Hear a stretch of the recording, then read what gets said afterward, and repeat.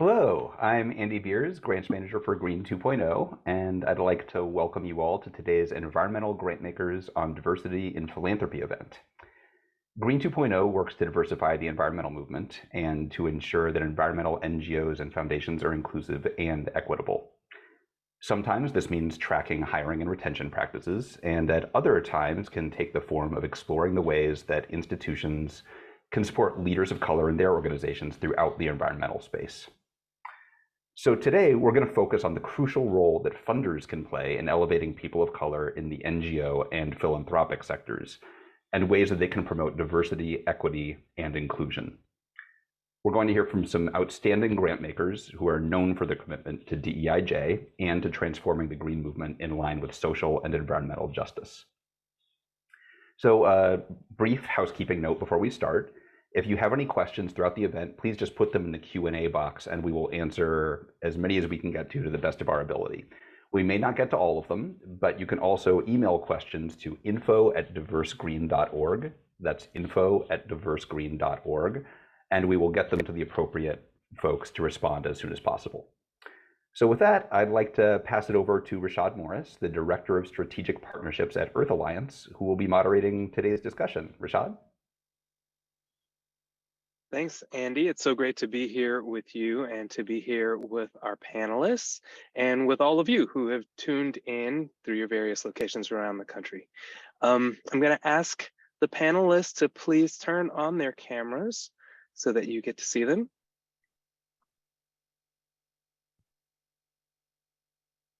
And then if we could have each of the panelists introduce themselves, that would be great.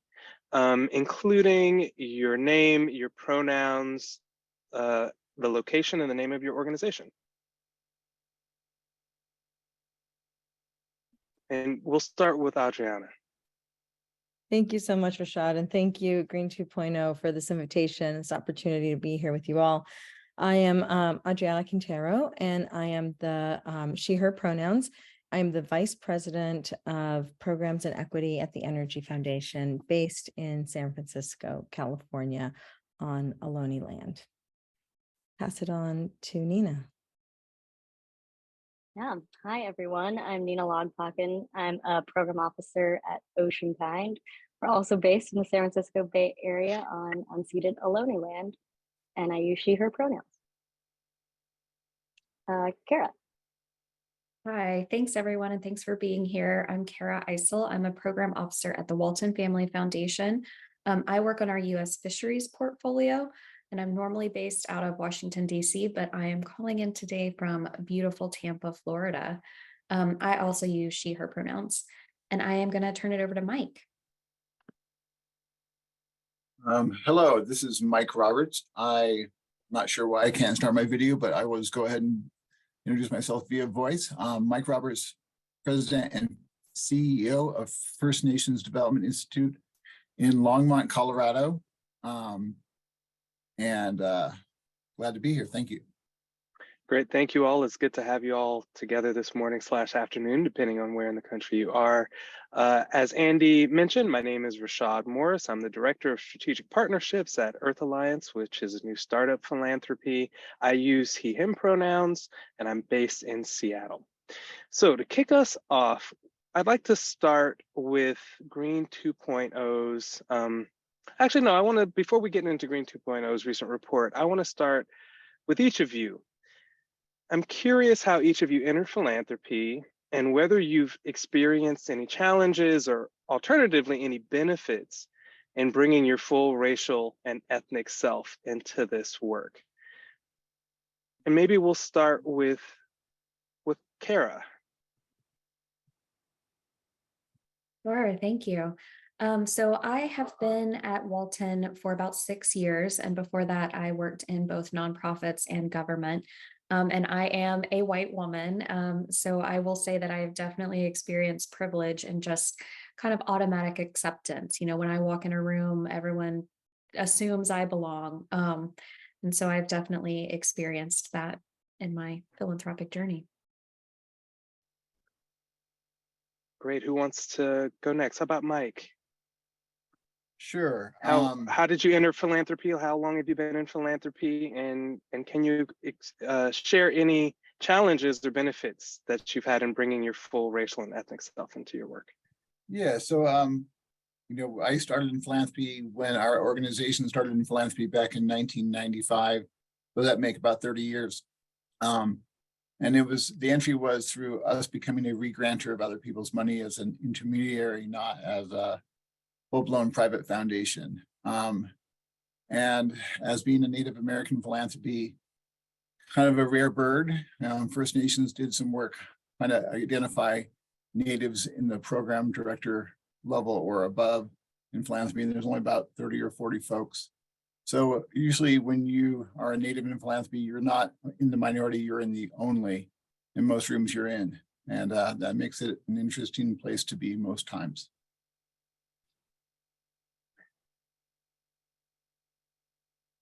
Adriana or Nina, do either of you want to share your experiences? Sure, I can go. I have been in the environmental movement for many, many decades now, I guess like going on 2.5 at least. And it's only been the last 5 years that I've been in philanthropy, and there actually is a difference.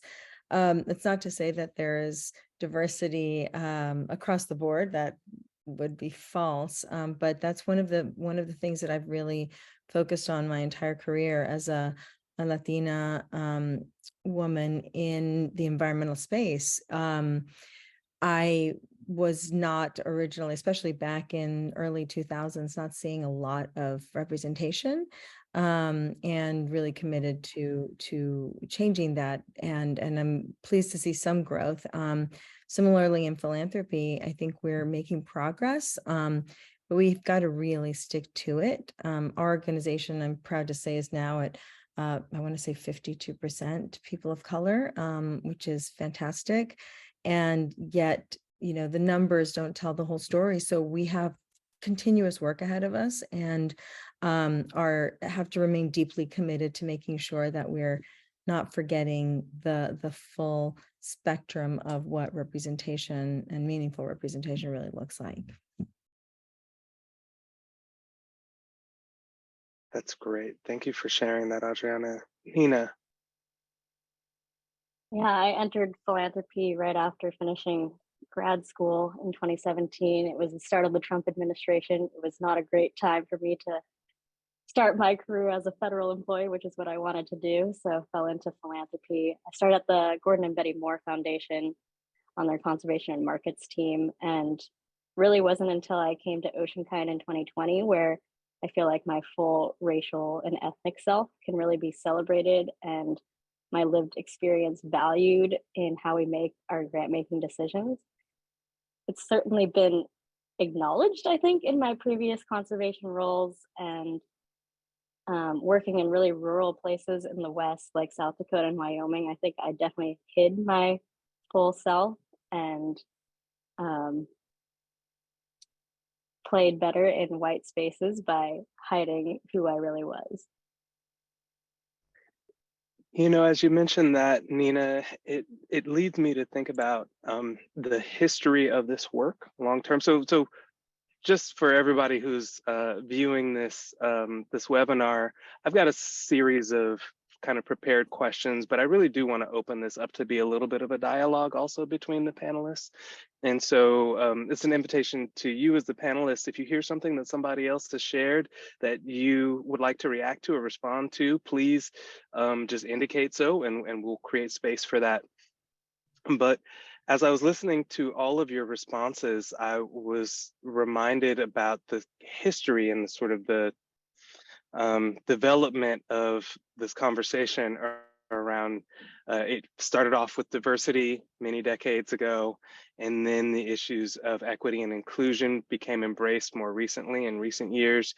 And now many folks talk about justice. And I think that the value of that framework, even as some people look at it maybe as an old framework that perhaps needs to be revamped again, I think the value of that framework is that it reminds everyone that we live intersectional lives.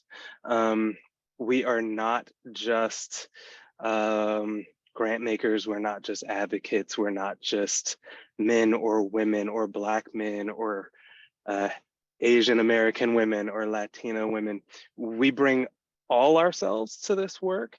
And part of the challenge sometimes of working in these spaces is sometimes we're asked to only bring part of ourselves forward, or the expectation is that we'll only bring part of ourselves forward. And so I think it's really important for us to just acknowledge all that we bring, and that there's real value and benefit not only to the organizations that we support and the organizations that we work for, but also to the work that we're trying to do when we bring our full selves. Does anybody want to sort of riff on that a little bit before we move on to the next question? And I'm sorry, my light keeps going out. I don't know what's going on here. I'll turn it back on.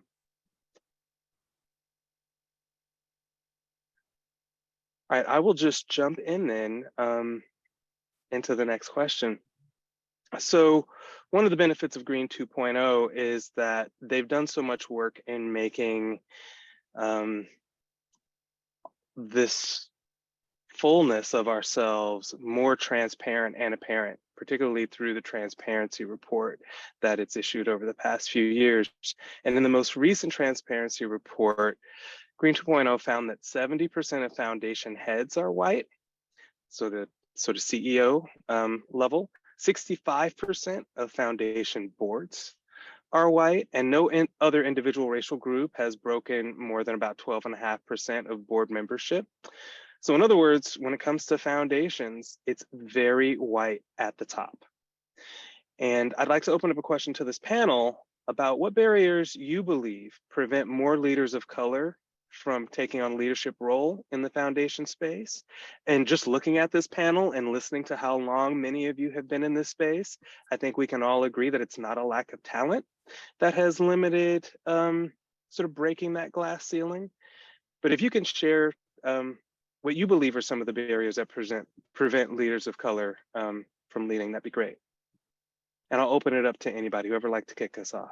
I'm happy to start. I'm really glad that you're focused on this, and I really am grateful for the work that Green 2.0 does, because again, like we really cannot say this enough. And these are oftentimes tough conversations to have, which is why these conversations, like the one we're having here, these are very important conversations, because as you pointed out, it's not about the talent. What it is about a culture shift. And if we look at the history of philanthropy, it really is about power, and those who have traditionally held the power in this country have been white and primarily male, and sometimes families that have long histories of power in the country. And so it's this is something that even today is visible. I have often heard of, and colleagues of mine, both within EF and in other foundations, comment on the challenges that come up in speaking to funders. Energy Foundation is a re-grantor, so we don't have our own endowment. But even for those foundations that have their own endowment, it really is about communication and, for lack of a better word, selling the projects and the work that we are trying to move forward to those who hold the purse strings and who hold the power. And you may be facing situations where you're really communicating across difference. You're coming from such different backgrounds that it's hard to ensure that the message is really coming across. The same level of urgency and connection to impacting the lives of BIPOC and low-income individuals may unfortunately just not be as visible and second nature as it is to someone who has lived in extreme privilege. Whether or not they want to stay in that place, they may very well be eager to want to do more and give more, but there has to be a real investment of time in learning to speak the same language. So I think the default has always been, especially when it comes to climate philanthropy, oh, we don't have time for that. We need to just like keep moving. Let's, you know, and I don't know if this is, I doubt that this is something that everyone's saying like, oh, we don't have time for it, so let's just hire a white person. No, but I do think that there is that, I know this person and this person's been talking to me about it, and I get it because I've spoken. So we speak the same language, they speak the same language.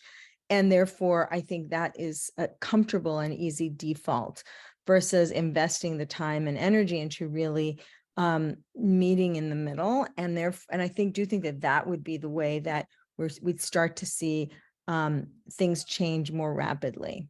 So that's what I'm hopeful for. Thank you for sharing those insights, Adriana. I mean, I'd especially like to lift up your focus on the long history of power, and especially financial and economic power in this country.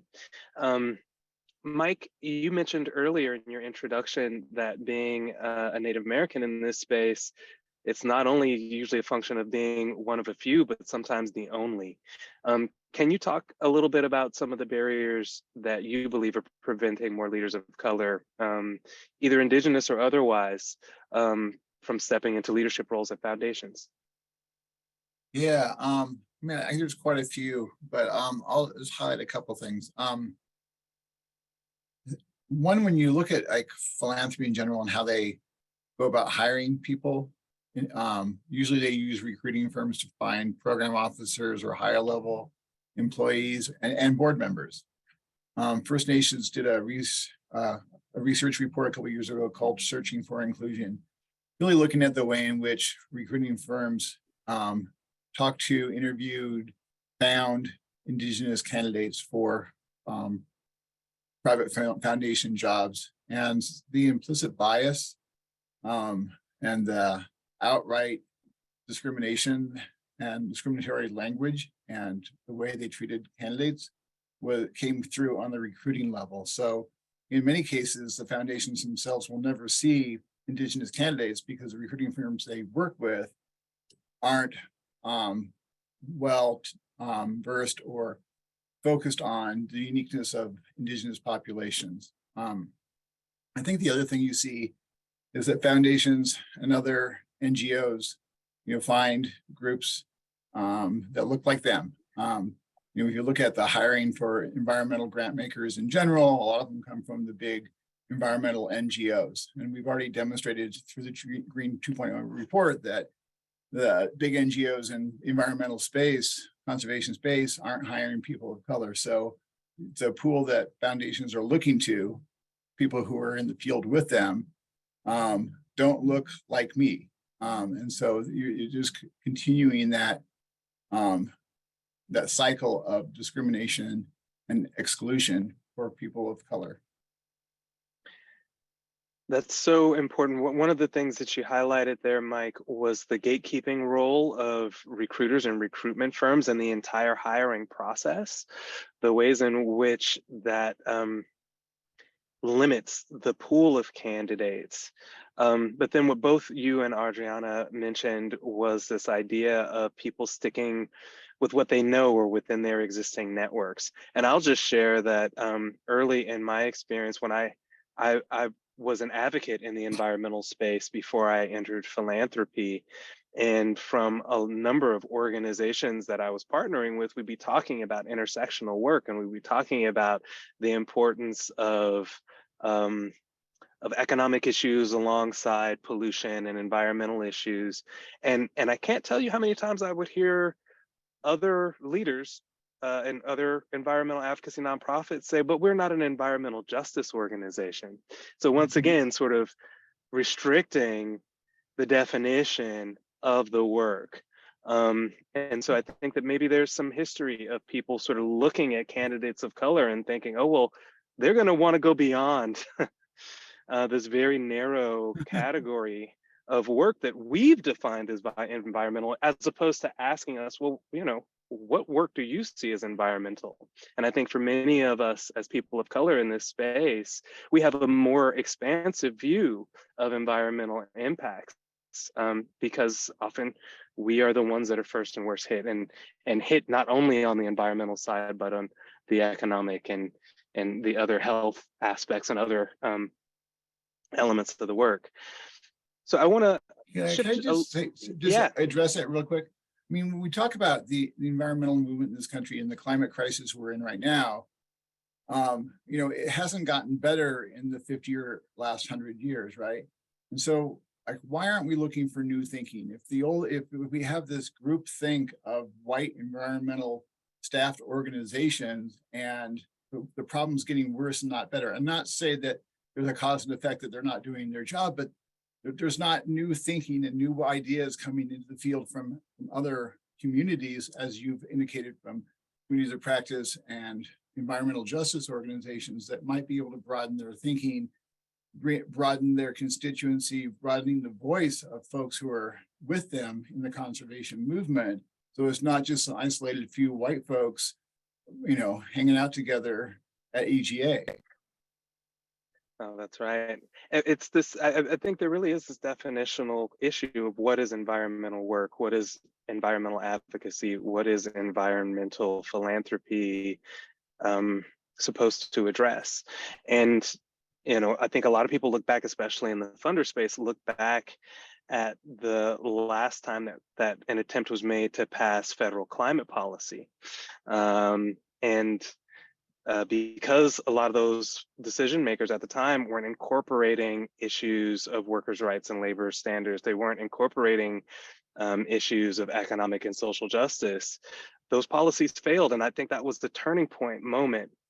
For those of us who've been in philanthropy for a while, a turning point moment. But as I look at the federal policies that have just passed with the bipartisan infrastructure law and the Inflation Reduction Act, here we are at another moment where there's an opportunity to look at the environmental work and climate work more broadly. And I see a lot of the same mistakes that were made a number of years ago in that first attempt. But I digress a bit. I want to keep us going on with Green 2.0's work. But I do want to open, once again, if you all want to riff on this, I think there's an opportunity to do that. But let me pose a question directly to Nina in this next instance. And it's about the demographic data, which we know can be a powerful tool for identifying trends and increasing accountability. Demographic data of all kinds. How is your organization, Nina, using demographic data, either the data of your grantees or of your organization itself, to guide decision making? Yeah, short answer, it's not really doing it in a systematic way anyway, not at this point. I think Oceankind is not unique as a foundation grappling with the questions of what to use demographic data for. We've had multiple conversations, a handful of conversations about right-sizing our efforts in collecting demographic data if we know it's not going to change our grant-making decisions right now. I'm just being really honest, really candid. So what we've landed on is realizing that it's important just to have a baseline as a starting point, like understanding who we have funded so far. This is not best practice, but this is what is right size for the amount of effort based on what we're going to use it for. We're going to do an internal pass. Each program officer is going to identify their grant lead's gender, if they identify as BIPOC or not. Definitely not best practice. Please look to Green 2.0 about how to send the demographic survey out to your grantees so that they can self-identify. But this was just a really easy way for us to get just a baseline understanding of who we're funding and who we're not funding. We haven't set, this was also a question in the handful of conversations about, is there a target of what our ideal grantee portfolio mix should look like? We are not limited to ocean conservation funding just in the US. So are we trying to match the census data from US demographics? What does racial and ethnic identity mean in an international context? I think that's a question that a lot of foundations have not answered, and we are still grappling with that question as well. So short answer, it is not, but we are thinking about it. And I think a lot of foundations are still in this position. Well, it's encouraging that you're starting to look at it on the sort of silver lining side, Nina, that your organization is.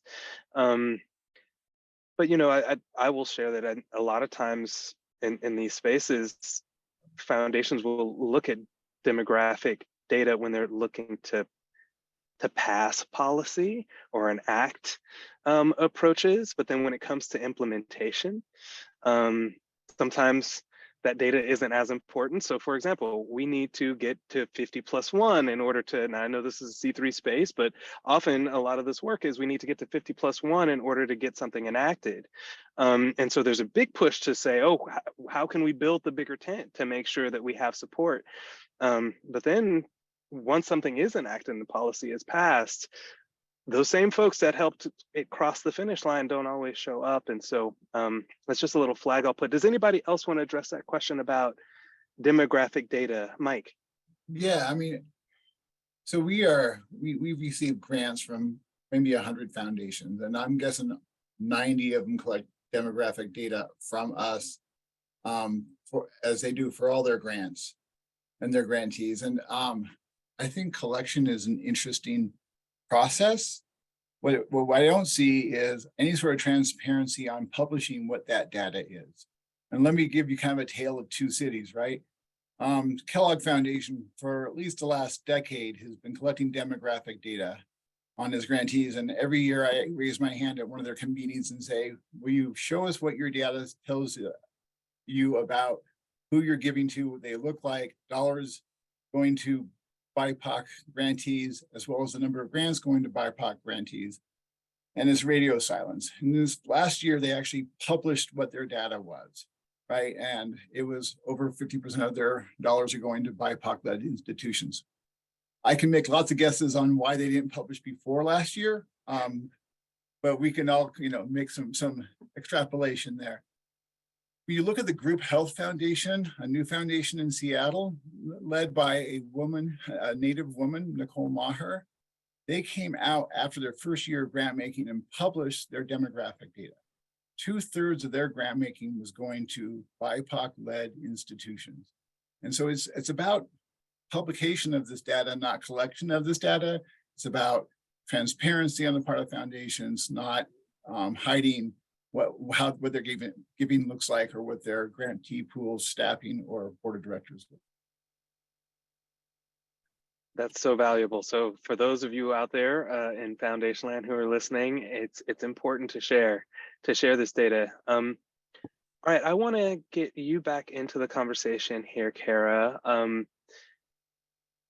How can the diversity, equity, inclusion, and justice efforts help flatten power inequalities that are inherent between grant makers and grant seekers? How have you seen that work? So in one of our prep conversations, I want Mike to speak to this because he had some really, really powerful things to say. But I think, sort of an acknowledgement, especially from grant makers who maybe don't look like their grantees or who don't have similar lived experience, is just some acknowledgement of that fact and some recognition that there's extra work happening on the part of grantees to, get the grantor up to speed, to help the grantor understand, as well as, there is, of course, an obligation for the grantor to do some research, to not go into the conversation completely blind, to let people speak for themselves and their own lived experience, of course, and to acknowledge where some of those differentials lie. I think it has been an opening, it has been a conversation starter for me with grantees when I say, when we just kind of acknowledge the power imbalance, when we say, look, this is awkward, we are in this situation that is inherently inequitable. So let's talk about it. Let's acknowledge it. Let's try to at least discuss it as openly as we can. Of course, that's not perfect, and that can only go so far, but I do think that is at least a bare minimum.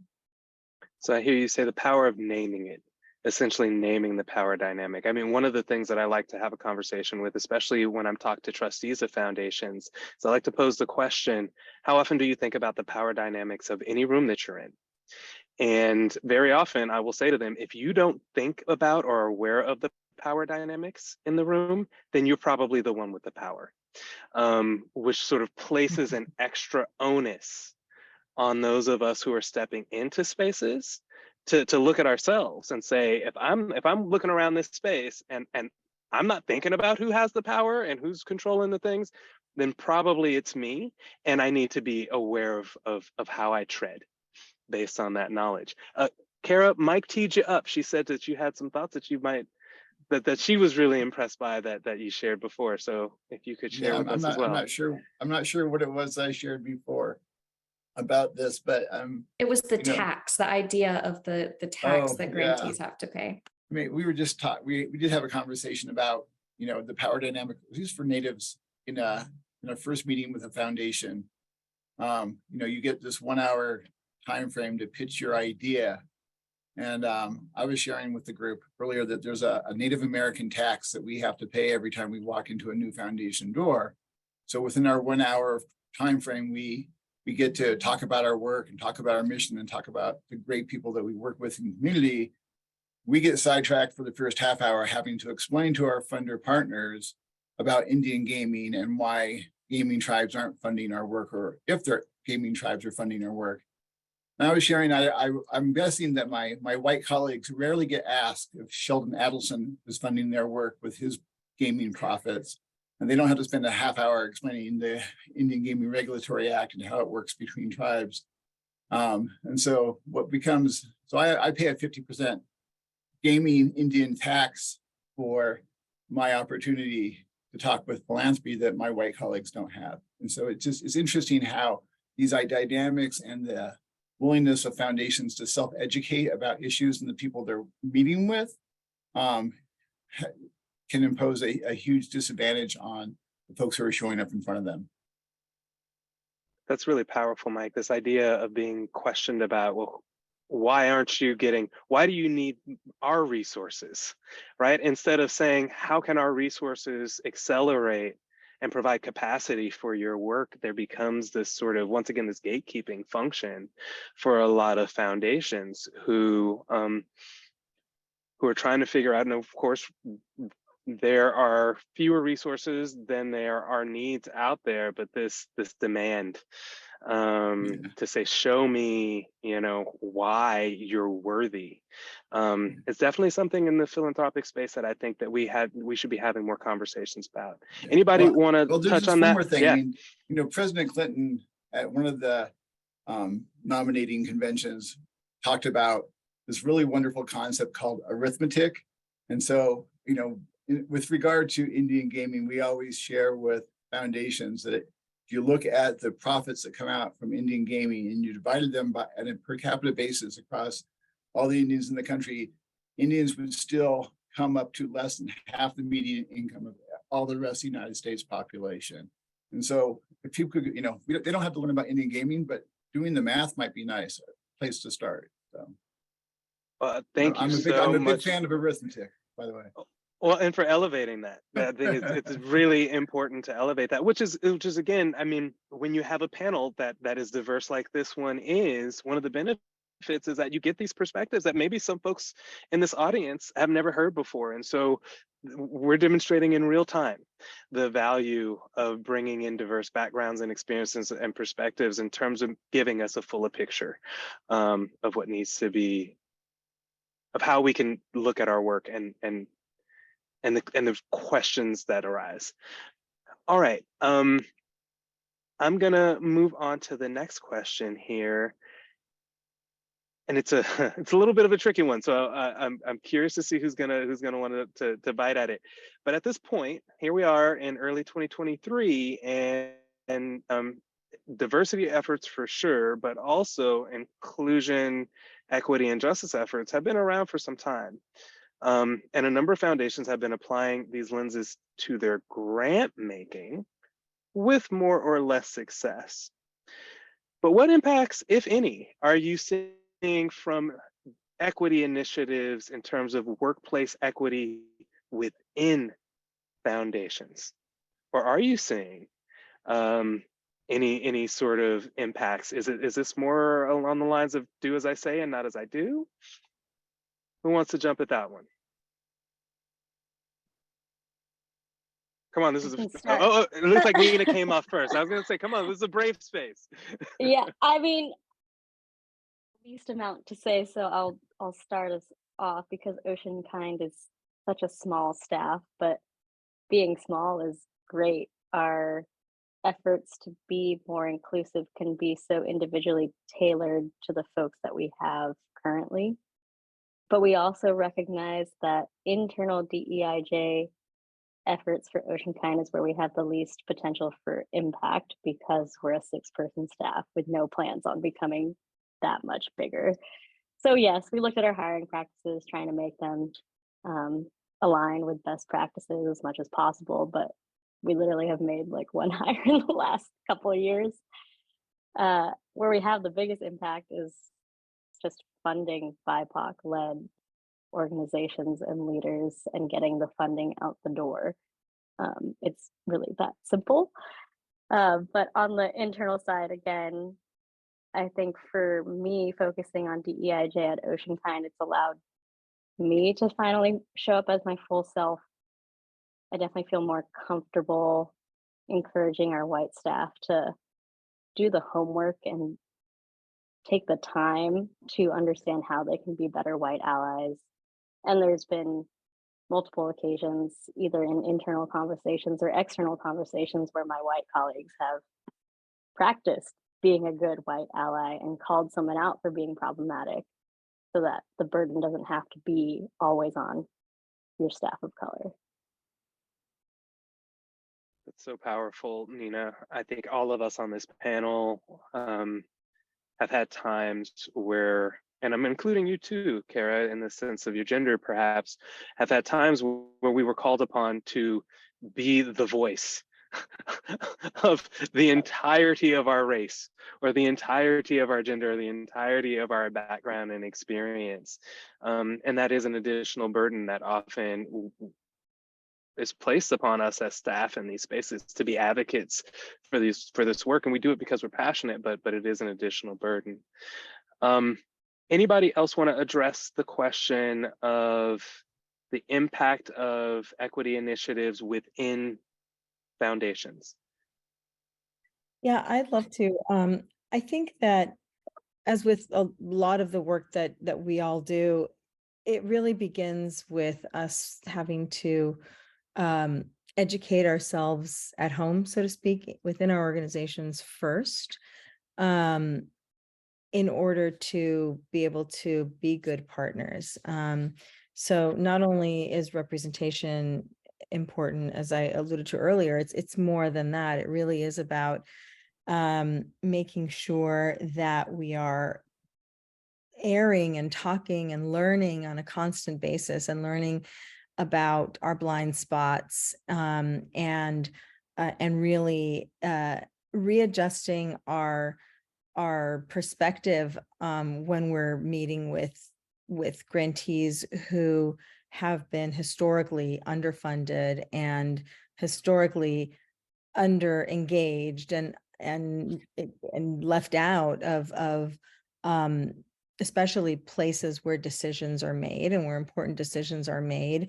And so everything from capacity, and knowing that, you know, there are a lot of expectations that grant makers have, ourselves included, when you approach, and we can't simply approach everyone with the same level of expectations. It's very different if you have 600 people and a fundraising staff and others who do this and that, than if you have 6 people or 5 or 3 in some cases. And even if those 3 or 5 or 6 or even 16 people were working around the clock, there's just no way that that's going to compare with the speed primarily in most cases. In other cases, it's actually going to be better because the work is closer to the ground, the relationships are there. So I think, again, there are, it's not about saying, oh, well, we can't ask the small group. No, it's about actually like doing the work to understand, like, what are we asking? Who's the group? And having that the honest conversation, saying, you know, we really appreciate the relationships that you have there. Like, is this something that's feasible for you? I mean, I think that there's more room for that type of conversation, and for really kind of, and not kind of, but really breaking down the hierarchy that exists within, like, we have to go in knowing exactly what we want, or the grantee has to approach with exactly everything that's ripe and ready to go. But really having that conversation, that layered with the learning that's ongoing within our organizations, I think actually makes for better conversations and for better outcomes all around. Because we learn to again, to see ourselves, see each other more, rather than come in with all of our presumptions. And some of it is as basic as equity versus equality. I mean, they're not all really deep. Some of them are very deep, but they're not all. Some of them truly are about that. Just forcing ourselves to take a minute to think often makes just a world of difference. So a couple of things I want to uplift out of what you were just sharing, Adriana, and you, Nina, is this responsibility for funders to do their homework, right? Foundations have the resources, we have the capacity, we have the access to the networks. At this point, if you're a foundation who's been asking your grantees, especially your white-led grantees, to engage in racial equity training or to do the homework, but you haven't done it yourself, just gonna let that sit there for a second, right? So do the homework. And then the other thing that I hear you saying, Adriana, is that there's a benefit to coming with a sense of humility. That just because we expect things to look a certain way or to sound a certain way as funders doesn't mean that that's actually what's going to be valuable for our investments in the work that we're supporting. And it doesn't mean that our preconceived notion of what's right or wrong are going to work is actually applicable for this grantee partner, right? And so there's a humility that comes with listening. And that comes with sort of, once again, understanding that power dynamic and humbling oneself to be in a learning posture as opposed to in a decision-making sort of standard setting posture. Mm-hmm. Did I hear that right from y'all? Okay, fantastic. All right, I've got one more question before we open it up to Q&A. And let's see, which of these? I have a couple of options here. I think I'm going to go with this one. How can foundations make space to fund BIPOC-led groups that have never engaged with institutional philanthropy before? And what can those NGOs, similarly, sort of on the flip side of the coin, do to engage funders more effectively? Open it up to anybody who wants to address that question. Actually, I haven't heard from Cara in a while. Actually, can we start with you, Cara? Do you have any thoughts? And feel free to pass it if you want to. I have thoughts. I would not say I have best practices or have figured this out.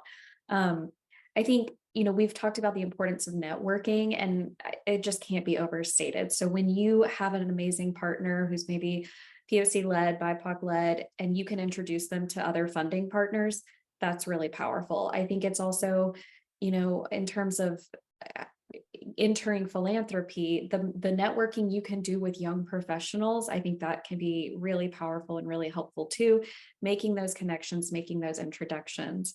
I'll also share, when I first took over my portfolio, we were trying to find new, more diverse partners. We did a survey, and everyone that we surveyed just recommended each other. So we were like, oh, this isn't going to work. So we started having conversations, which then spiderwebbed out.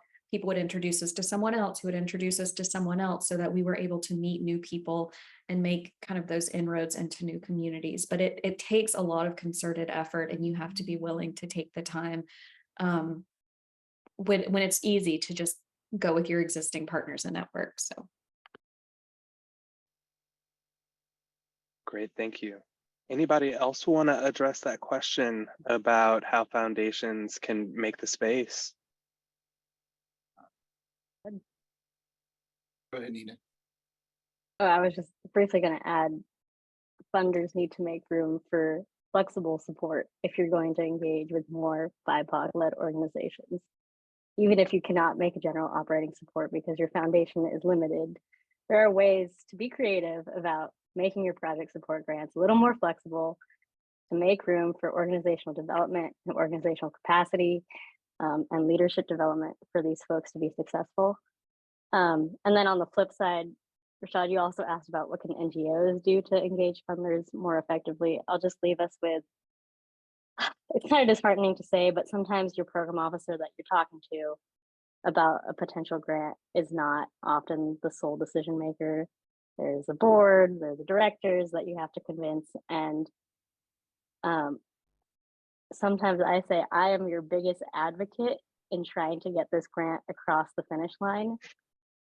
And it's us working as a team to make something palatable for my foundation. And I think your program officer is going to be in the best position to understand what is going to work for your particular situation. So disheartening, but also recognize that those are the limitations that we're often working within.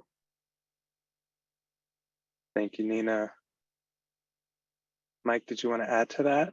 Yeah, when people ask me, like, how do they start funding in Indian country? I usually flippantly say, write a stinking check, right? And we all know that in foundations that once you bake a grant to an organization, that you are locked at the hip with them in this partnership, whether you want to be or not. And there's so much learning that can happen when you write that check and learn alongside your partner, whether it's Native or other BIPOC-led institutions.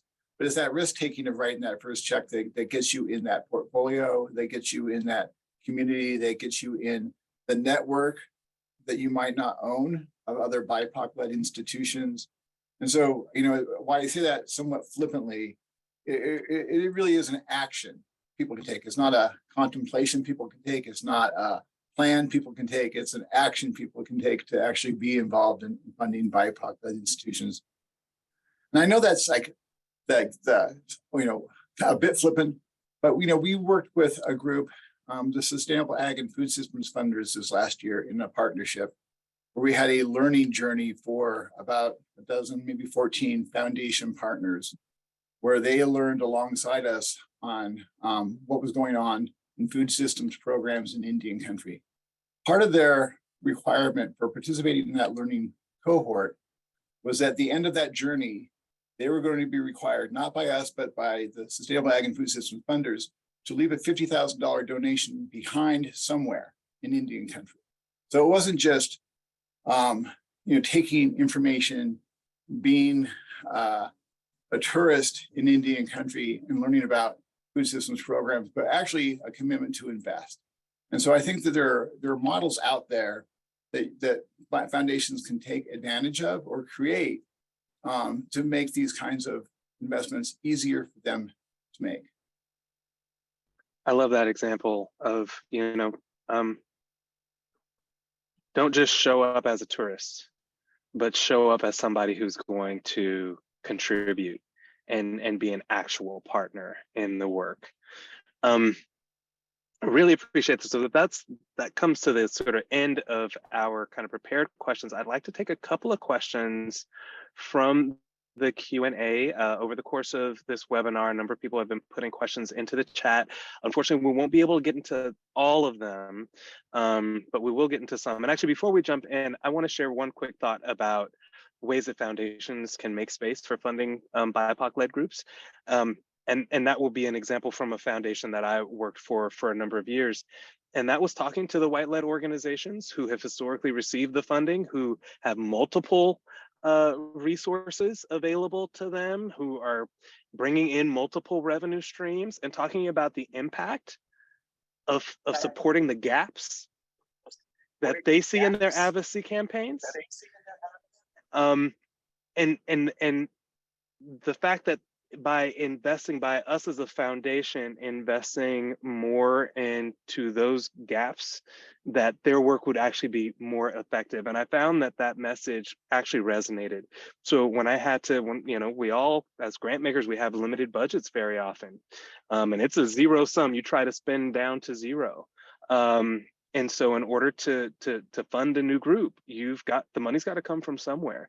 And so I would often talk to the organizations who are the most highly funded, but who also have the access to resources, who are white-led, and say, hey, we're going to reduce your grant by 10, 15, 20%, 30%, whatever the case may be, over a period of time, so that we can use that funding to support these gaps and ultimately, hopefully, make your organizations more effective. And if you need help identifying other funding sources, I would help do that. So that's just one tip for those of you who are like, oh, my budget's always zeroed out, I can't do anything. There are ways to make space. All right, jumping into the Q&A, I've got a question here that starts, given the influence and decision-making ability of trustees at private foundations, how can we, and I guess this person means we as sort of program staff, how can we best convince the trustees to actively support diversity and equity through the foundation's operations, grant making, et cetera? If the trustees aren't on board, how do we get them on board? People have thoughts about that question.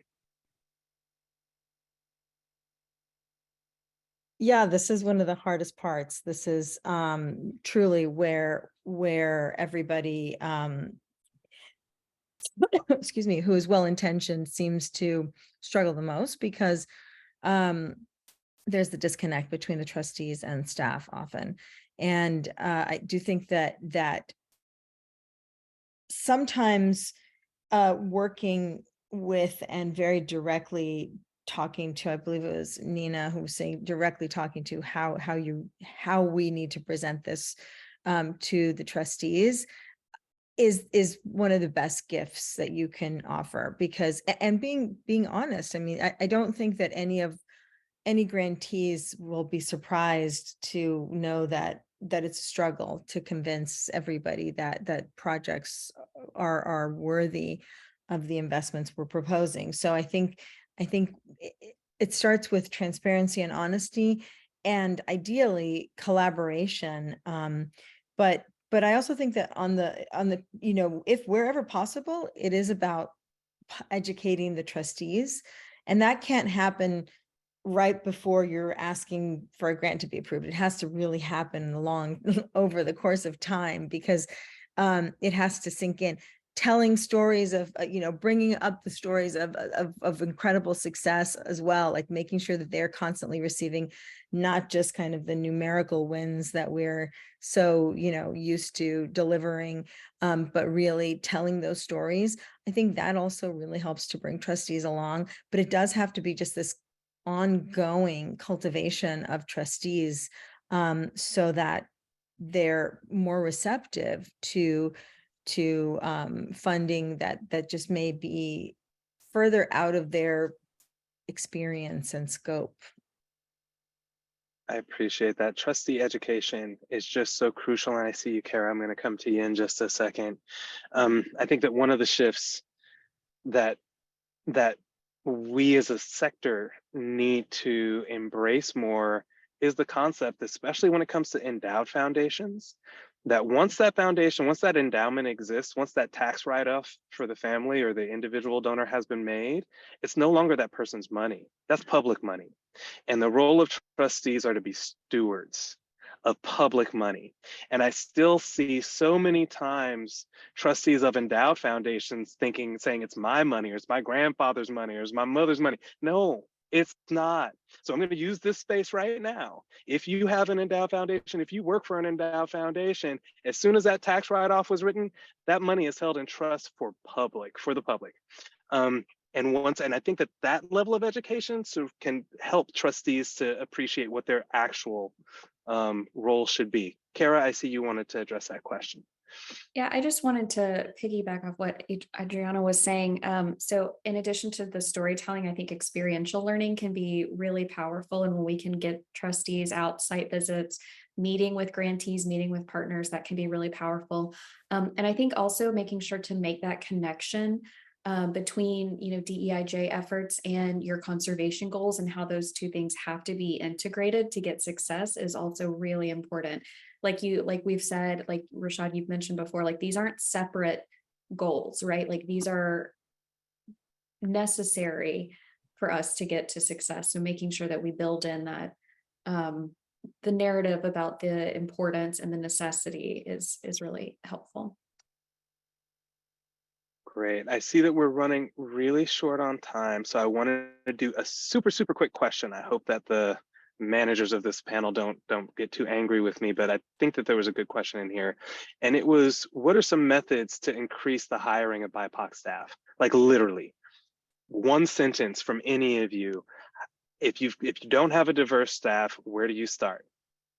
Change your consultants that you're using for hiring. Take a good look at there are great tips online as to how to improve your job descriptions, and intentionally post on college boards and places that have a diverse customer base, so to speak, but also change who's doing the interviewing. The more that you can have BIPOC and diverse panels doing the interviewing, the more you're going to increase your chances at getting diverse candidates. We actually had something similar to the Rooney +1 rule, which has been used, poorly, I'd say, in the NFL, but technically actually has some good elements to it, which is that you really do have to force this process to continue to prioritize identifying BIPOC candidates throughout. And if you don't, you're not there, go back to the beginning and keep going. You don't have to sell yourself short. They're incredibly talented people. Let's stop kidding ourselves. Thank you so much for saying that, because I remember when I first joined the advocacy community, we would say, I was the only person of color working for the large environmental nonprofit that I was working at, large state level. And I would hear people say, oh, but we don't know where they are. We don't know where they are. That question, that no longer, it's no longer going to cut it, folks. We're here. We're here and we're visible. You just need to come find us. Anybody else really quickly before I turn it back over to the hosts of this webinar to close us out? Well, I'll just say, I've heard frequently a similar kind of problem, like we're not finding the pool of candidates. I grew up in a fishing family. If you're not getting fish in the pool you're fishing in, try a different pool, right? And it's not going to be the community along the coast where your foundation happens to be headquartered. Try some other places where you have high levels of BIPOC communities and educated professionals. Try a different pool. Concise, brilliant. I also see some really good comments in the chat. We didn't have time to talk about retention. So maybe we'll have another conversation, Green 2.0, about retaining staff of color, because that's a huge question. But I want to thank everybody. I want to thank Green 2.0 for hosting this webinar. It was so great hearing from all of you panelists. Really appreciate your thoughtful insights and really appreciate the questions. And I think with that, I will actually close us out. I believe that this webinar is being recorded and the recording will be shared out. And so if you want to get a copy of that, I think you just need to either follow up with the staff at Green 2.0 or they will be following back up with everybody who participated. With that, I want to wish everybody a happy Wednesday, a great rest of your day. And to these panelists, keep doing what you're doing. So wonderful to see you all doing amazing work in your spaces.